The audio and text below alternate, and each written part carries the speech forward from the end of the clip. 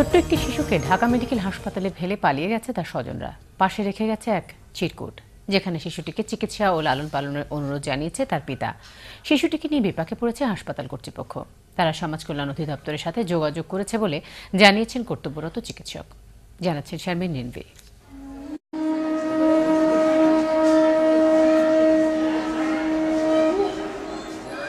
শিশুটির চোখে কোনো পানিও নেই, যেন কাঁদতেই ভুলে গেছে অবুঝ এই শিশু। অবাক বিস্ময়ে চারিদিকে তাকাচ্ছে, খুঁজছে তার আপনজনকে। কিন্তু হায়, সেই আপনজনেরাই নির্দ্বিধায় অসুস্থ শিশুটিকে হাসপাতালের বেডে রেখে চলে গেছে।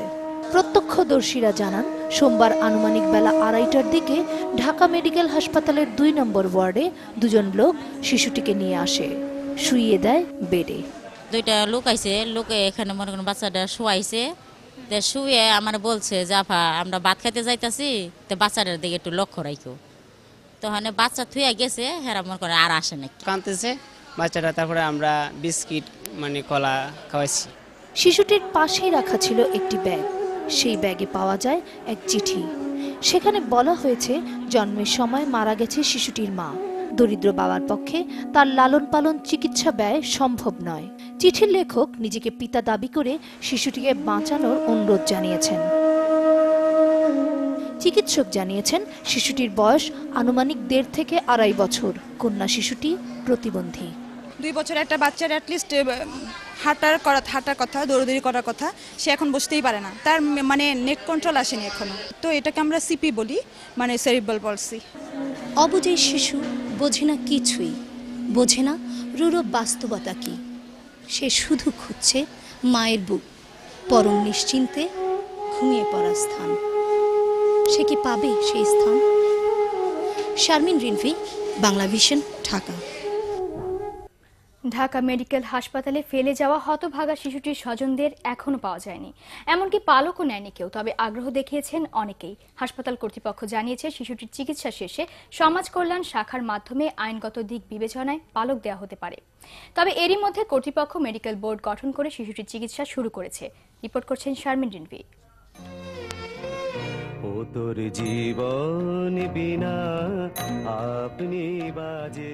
আগের চেয়ে অনেক ভালো আছে অবহেলায় হাসপাতালে ফেলে যাওয়া এই শিশু। পরেছে নতুন জামা, পাচ্ছে যত্ন আত্মীয়। ঢাকা মেডিকেল কর্তৃপক্ষ তার মানসিক বিকাশের জন্য বেডের পাশে ঝুলিয়ে দিয়েছে বিভিন্ন ধরনের খেলনা।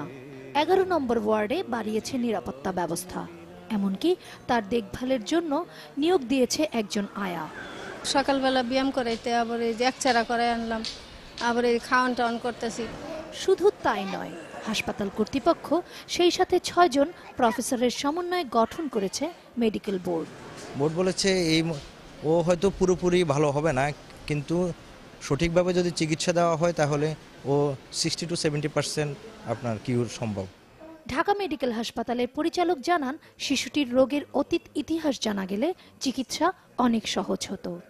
সরকার তো ইতিমধ্যে দায়িত্ব নিয়েছেন, বাচ্চার চিকিৎসা কিংবা যত্নের কোনো সমস্যা নেই এখন আর, কিন্তু বাচ্চাটাকে সুস্থ করে তোলার জন্য এখন যদি আমাদেরকে প্রয়োজনীয় তথ্যটুকু দিয়ে সহযোগিতা করেন, এটা সবার জন্য খুব মঙ্গলজনক হবে। গত সোমবার দুপুরে হতভাগা এই শিশুটিকে হাসপাতালে ফেলে পালিয়ে যায় স্বজনেরা।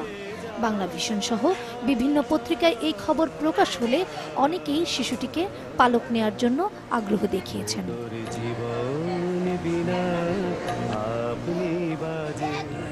শিশু নির্যাতন, শিশু হত্যা বা শিশু ধর্ষণের মতো ঘটনায় শিউরে ওঠে মানুষ।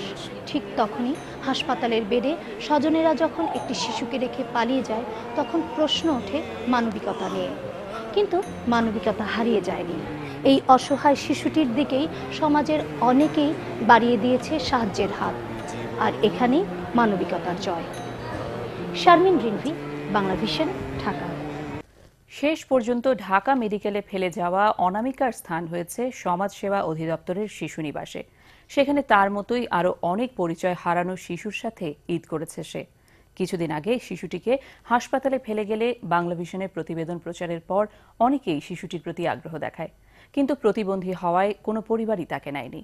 অনামিকা সহ স্বজনহারা এসব শিশুর ঈদের কথা জানাচ্ছেন শারমিন রিনভি।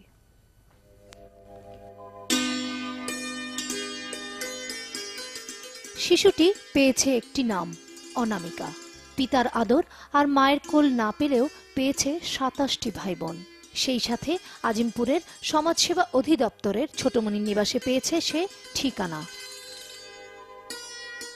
ঈদের দিন কাটছে তার ভালোই। পরেছে নতুন জামা, বোনের কোলে বসে আনন্দের সাথে খেয়েছে পোলাও মাংস। ঈদের দিনে সেমাই খেয়েছি এবং দুপুরে আমরা কোরবানির করিয়েছি 2টা খাসি, সেই খাসির মাংস, পোলাও, সালাদ এবং দই।